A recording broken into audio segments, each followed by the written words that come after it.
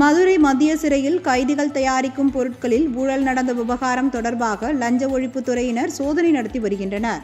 தமிழகத்தின் அனைத்து மத்திய சிறைகளிலும் 2016ஆம் ஆண்டு முதல் 2021ஆம் ஆண்டு வரையிலான காலத்தில் ஊழல் முறைகேடு நடந்திருப்பது தணிக்கை ஆய்வில் குறிப்பிடப்பட்ட நிலையில், மதுரை மத்திய சிறையில் 2019 முதல் 2020ஆம் ஆண்டு வரையிலும் 2020 முதல் 2021ஆம் ஆண்டு காலகட்டத்தில் பொருட்களை அரசு துறைகளுக்கு அனுப்பாமலும் கைதிகளுக்கு கூடுதல் சம்பளம் கொடுத்ததாகவும் உள்ள குற்றச்சாட்டிற்கு சென்னை உயர்நீதிமன்றம் கடந்த டிசம்பர் 12ஆம் தேதி தாமாக முன்வந்து வழக்கு தொடர்ந்தது.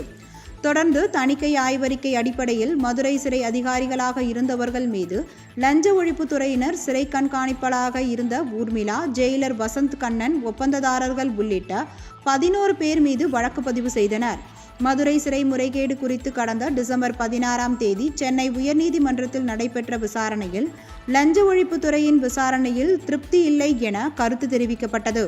இந்நிலையில் மதுரை மத்திய சிறையில் லஞ்ச ஒழிப்புத்துறை சிறையில் சோதனை நடத்தி வருகின்றனர். மதுரை மத்திய சிறை வளாகத்தில் 10க்கும் மேற்பட்ட லஞ்ச ஒழிப்புத்துறை அதிகாரிகள் சோதனை நடத்தி வருகின்றனர். சென்னை, சேலம், மதுரை உள்ளிட்ட 10க்கும் மேற்பட்ட இடங்களில் லஞ்ச ஒழிப்புத்துறை சோதனை நடத்தி வருகிறது.